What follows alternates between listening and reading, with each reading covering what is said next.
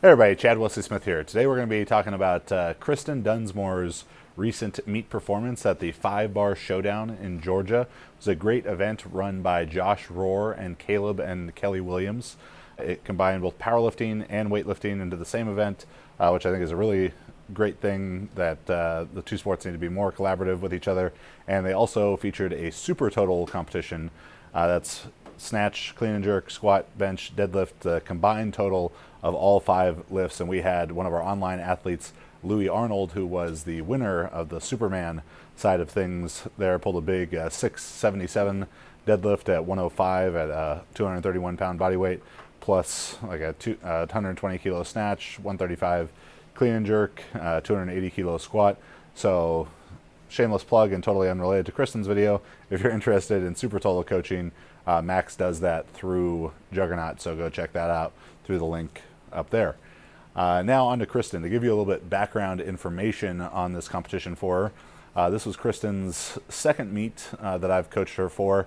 Back in December, she did the USAPL American Open in Orlando, and that was Kristen's first meet back from about a 2.5-year injury layoff with sort of a variety of low back and hip issues that thankfully Dr. Quinn Hennock of Clinical Athlete, who has a lot of great content here on our YouTube as well, was able to help her through.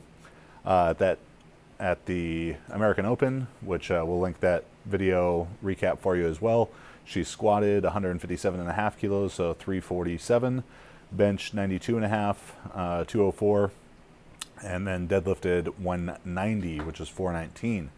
Her training had been going really well for this meet, particularly big squat PRs.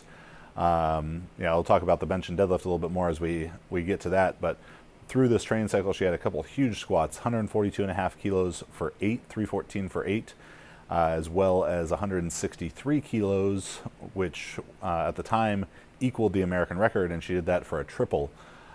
Kristen was cutting weight through this. She competes as a 63 kilo lifter, and I think maybe her body weight had gotten as high as about 69 kilos.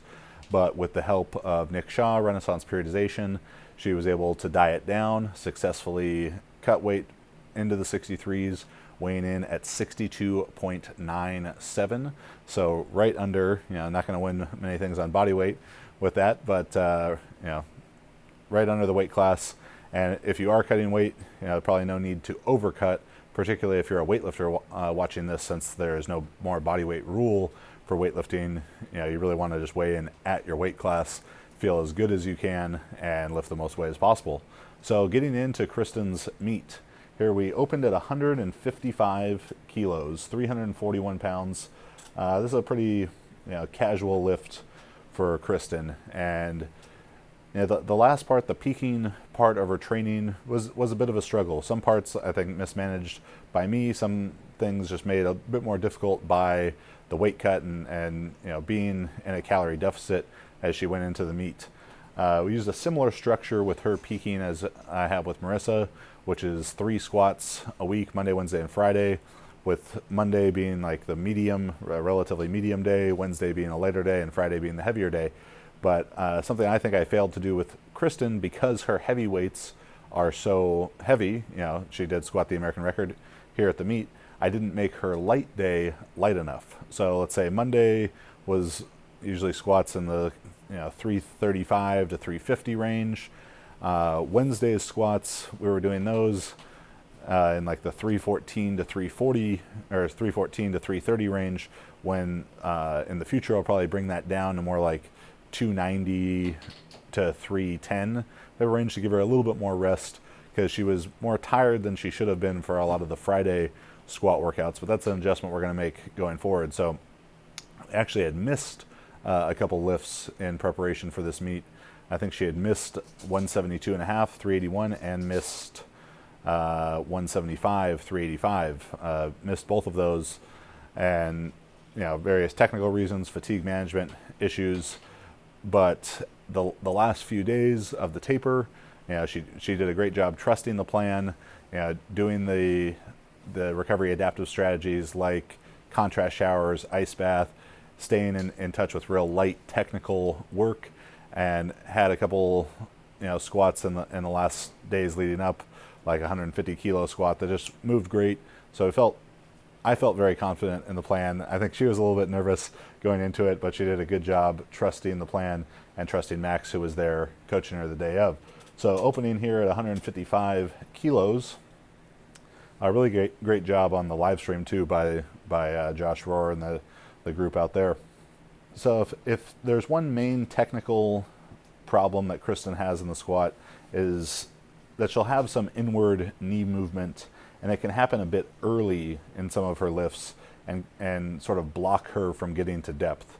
But with this 155 kilos, pretty lightweight for her, not much of an issue there. So we knew that Kristen was going to be going head-to-head with Samantha Calhoun, and that was going to be a really close battle, that Chris would have the advantage in the squat and Sam in the deadlift. So we're looking to create some separation here and really just work our plan.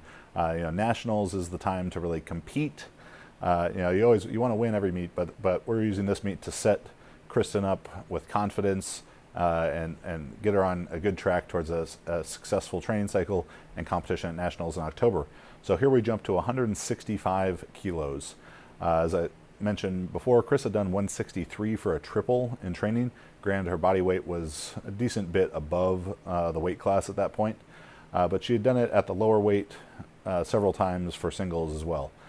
So there you can see the knees coming in a bit more, and that's something we're going to address certainly with exercises like sideline clamshells, band around the knees, squats, just improving our glute strength.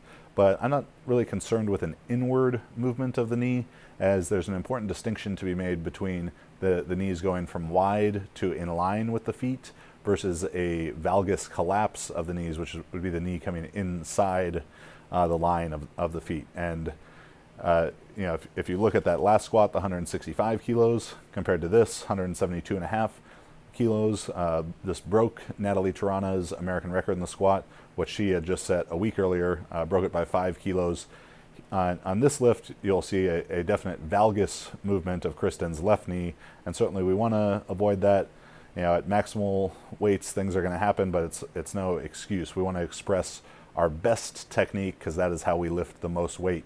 So she moved the weight pretty well, 2-to-1 on depth. This front angle view, not a great way to tell on the depth, but she did exactly what we needed. We knew 170 was probably would have been the low end for a third attempt with 175 as the high end for this day. 172.5, definitely the right call. Very happy with how she moved that weight, and no better way to start off a meet than 3 for 3 in the squat. So we're in a good position here, I believe, with a 17.5 kilo lead on Miss Sam Calhoun going into the bench. See another slow motion look at Chris there, and more inward knee movement than we're looking to do. Simple way to help address that is think about screwing your feet into the floor. So being active with big toe, little toe, and heel contact, and then externally rotating the feet into the floor. That'll help create a bit more stable hip and get the knee tracking with the toes a bit better. But again, hard to focus on those cues, hard to execute those cues sometimes under maximal load when your brain isn't thinking big toe, little toe, heel, screw my foot in the ground, where your brain is more thinking, holy shit, this is a bunch of weight on my back. And considering that was the most weight that any USAPL woman has ever squatted in that weight class, I'm not condoning knee collapse, but very understandable why it happened.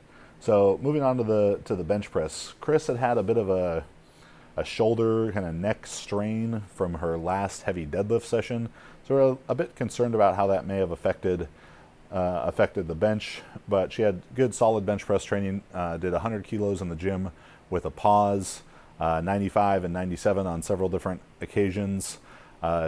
One thing certainly about Kristen's lifting is she's pretty slow. She's not an explosive lifter, so it gets hard to judge her weights sometimes because it's like 90% looks kind of slow, but then it's the same speed as 93, as 96, as 99, and as 100. And sometimes she has a tendency to get faster as she goes.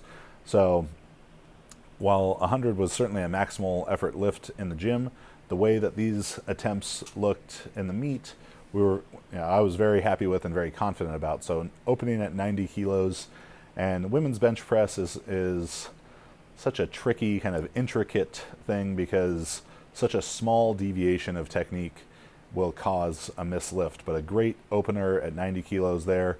I was at home watching this on the live stream, texting Max throughout the day, and I saw a 90 move, and I was like, good, we're exactly where we want to be. She looks strong. She looks like the peak was very successful. So we jumped from 90 to 95. The same bench strategy that we use with Marissa, 5 kilo jumps. Marissa's 85, 90, 95 at Worlds. The plan here for Chris, 90, 95, and 100.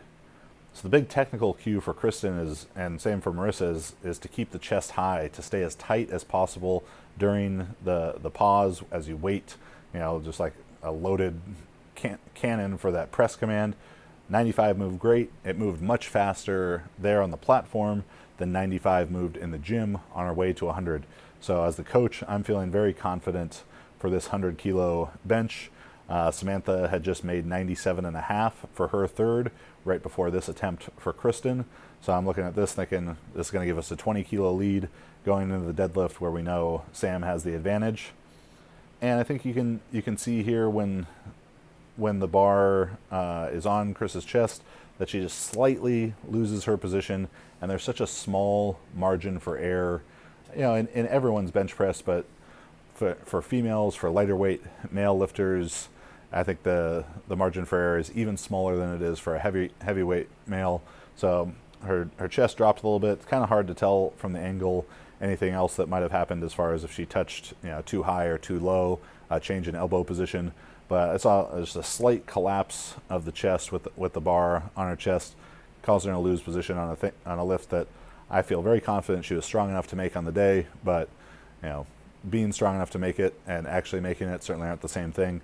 So she was frustrated by that. I was frustrated by that. But we know it's there. I think more is there as we just hone in our bench training better and better as we go.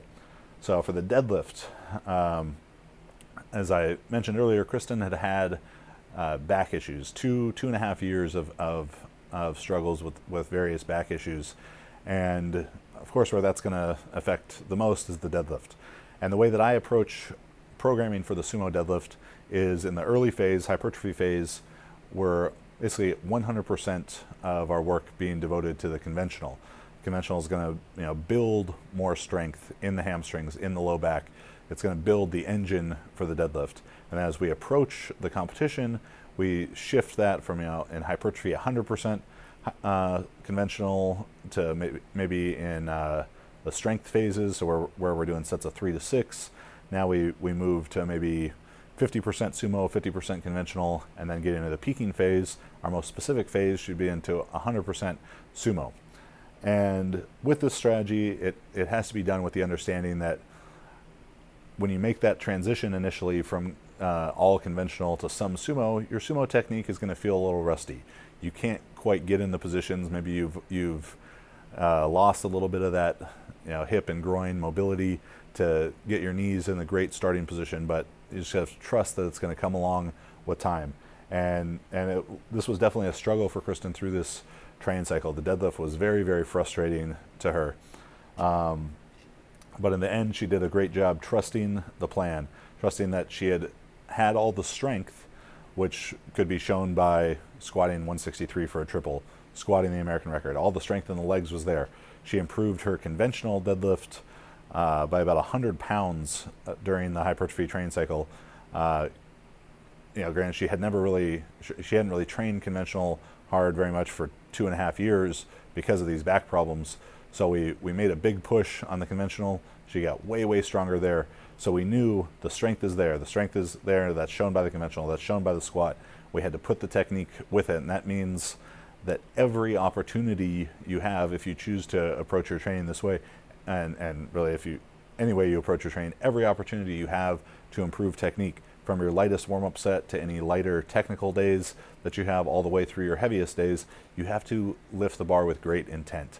With a fairly limited number of sessions of sumo deadlifting for Kristen leading up to this meet, I think maybe like 13 sessions altogether from secondary days of sumo during strength cycle, along with a couple primary days there, and then our main deadlifting days during peaking, plus the technical days. I think she had 12 sessions, and we had to use every single rep of those sessions to hone the technique as well as possible. And that was a bit of a bumpy process for us at times, but it came together really well here. And the main thing that we focus on with Kristen in the start position of our deadlift is just about building as much tension as possible, being patient from the floor, allowing, you're giving yourself that extra half a second to get your hips close to the bar horizontally, not necessarily vertically. So they don't need to be low, they need to be over the bar, so the chest can become a little bit more upright, and that Kristen can use her great leg strength, American record holder in the squat, and she did a very good job of that. So I like a conservative opener in the deadlift. This was 170 kilos. The heaviest deadlift that Chris actually made in training this whole training cycle was 182.5, 402. So here's a opener at 170. Very easy lift. Great positions, great patience in the start. And for those sumo pullers out there, you probably know most of the time once you get the bar moving, you get it off the floor, sumo deadlift is much more likely to go. Here we jumped up to 185, so actually heavier than the heaviest lift she made in training. And Sam had made 185 as her opener, and now had put 200 in for her second. So Chris makes 185 here. Good, smooth lift, better than she did 182.5 in training. So then this became a little bit of strategy. We jumped to 195, which I thought was the limit of Chris's abilities this day, shown by this lift. It definitely was. Also, make sure to check out Kristen's article on female incontinence and strength training. Pee in the platform. It's a real thing that happens, and for female lifters, it shouldn't be taboo or something that you're afraid to talk about, because it is common, but it is certainly not normal. It's not like a healthy thing, and it can also show a weakness of the pelvic floor and the bracing process for the deadlift. So improving that pelvic floor strength can actually improve your strength in the deadlift. So let's look at Kristen's 195. This is a PR for, it was not a pun, it was a personal record, not a PR. And she did a great job coming out, being confident in the deadlift, where there was a lot of moments of doubt during the training cycle regarding the deadlift. She trusted the plan. She showed up. She was going to bring everything she had to whatever weight we put on the bar for. Unfortunately, she ended up losing on body weight to Sam, who pulled 210 on her third deadlift. So they both totaled 462.5. I think Chris had like a 497 Wilks, something like that. And so right on the cusp of 500. And as a powerlifting fan, I think everyone's got to be really excited for the 63 kilo women's class at the 2017 USAPL Nationals, as Kristen, Sam, and Natalie Tarana all will come in as like a triple #1 seed, 462.5 kilo totals, right on that 497 to 500 Wilks, the cusp of the real elite numbers, and that's going to be a great battle. I'm looking forward to making these tweaks and adjusting the program. I think Kristen becomes more confident by the day, so we're very excited to have her out here. She had actually moved to California this past January, so her and Marissa are training partners. I'm pumped for them to train together for nationals. Thanks for watching the video. Hopefully you got some good insights to Kristen's training, to her performance at the meet, her technique, to some of the ups and downs that come along with it. And if you're interested in online coaching, visit us at juggernautcoaching.com or email onlinecoaching@jtsstrength.com. You'll actually be emailing Kristen for that. Check out her article, Female Incontinence and Strength Training. It is not a lifestyle. Well, it might be a lifestyle, but it's an important thing, I think, to be addressed with female lifters who do have that issue. Nothing to be embarrassed about. It's just a problem to address and hopefully solve. So thanks for watching, and please subscribe to the channel. Get expert program design, video analysis, and guidance for powerlifting and weightlifting, whether you're a beginner, intermediate, or advanced athlete, through Team Juggernaut's online coaching. Click Learn More to sign up.